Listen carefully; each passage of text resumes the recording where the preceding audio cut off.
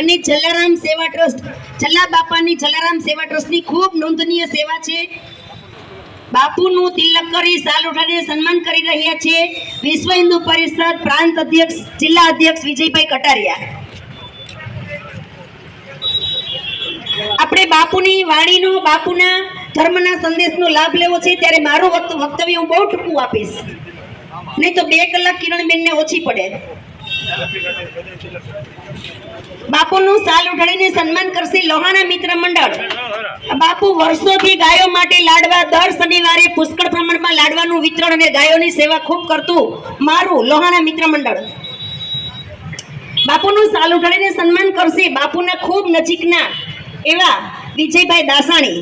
હવે બાપુનું સન્માન કરી રહ્યા છે કિશોરભાઈ મેસવાણિયા, કે જેઓ બાપુના ખૂબ નજીકના ભક્તજન છે।